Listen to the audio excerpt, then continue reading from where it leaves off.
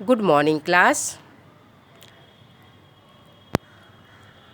मैं आशा करती हूँ कि सभी बच्चे स्वस्थ होंगे। तो आइए बच्चों, हम लोग पढ़ने के लिए शुरू करेंगे। सभी बच्चे अपना ग्रामर बुक निकालेंगे और पेज नंबर 5 खोलेंगे।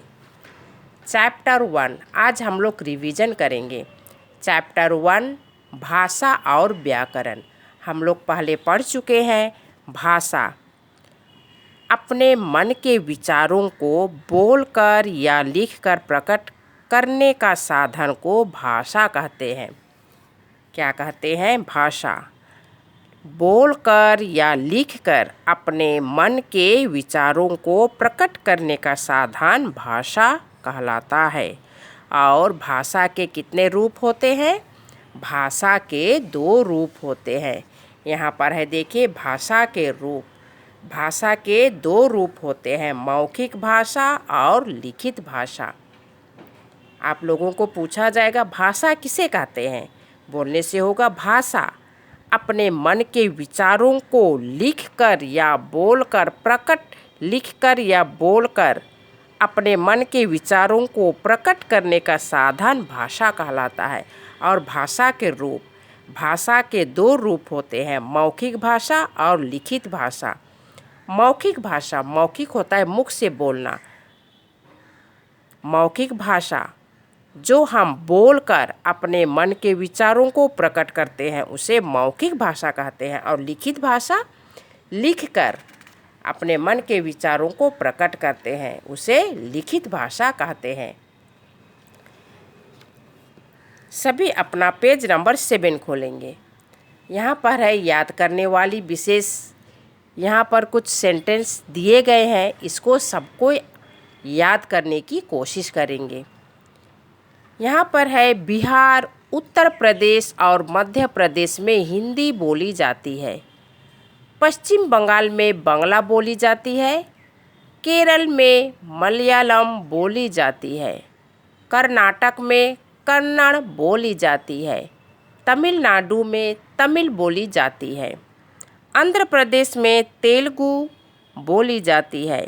जम्मू और कश्मीर में कश्मीरी बोली जाती है। यहाँ पर है हमारी राष्ट्रभाषा हिंदी है। यह पूरे भारत में बोली और समझी जाती है।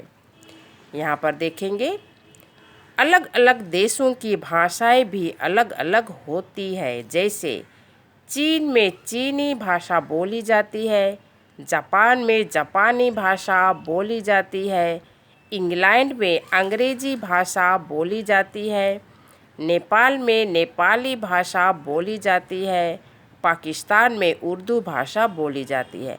तो सभी बच्चे कौन सी जगह में कौन सा लैंग्वेज है, कौन सा भाषा बोलते हैं उसे याद करेंगे। यहाँ पर देखिए, जैसे पश्चिम बंगाल में बांग्ला बोली जाती है, केरल में मलयालम, यह सब लिखे गए हैं, इसको सभी याद करेंगे।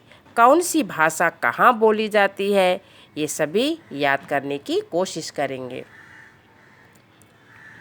और सभी यहाँ देखेंगे व्याकरण।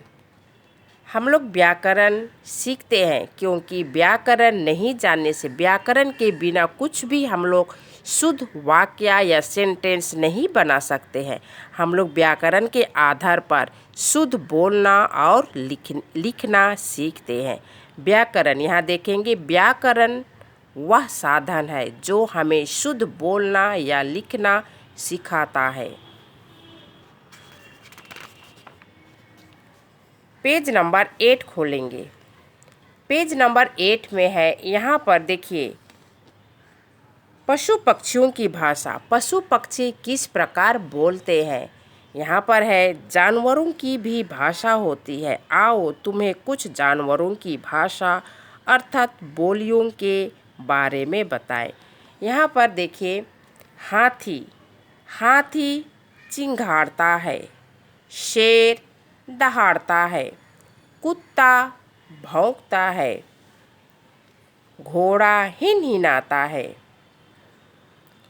कौवा काँव काँव करता है। कोयल कुहू कुहू करती है। कबूतर गुटरुंगू करता है। और बिल्ली म्याऊं म्याऊं करती है। इस प्रकार जानवरों के ये भाषाएं हैं। फिर यहाँ पर देखेंगे,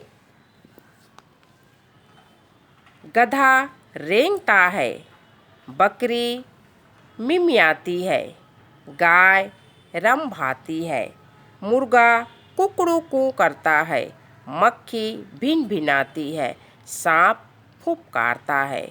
तो सभी पशु पक्षियों की भाषाएं किस प्रकार बोलते हैं उसे आप लोग याद करेंगे। और यहाँ देखिए अभ्यास। अभ्यास का नंबर, बोलने की बारी, मौखिक कौशल। 1 नंबर, बोल बोल कर पढ़ो और याद करो। यहाँ पर ये हिंदी में लिखा गया है, उसी को हम लोग इंग्लिश में क्या बोलते हैं, यहाँ पर वर्ड है। विचार, व्यू। मौखिक भाषा, ओरल लैंग्वेज। व्याकरण, ग्रामर। भाषा, लैंग्वेज। लिखित भाषा, राइटिंग लैंग्वेज। जानवरों की बोलियां, एनिमल साउंड।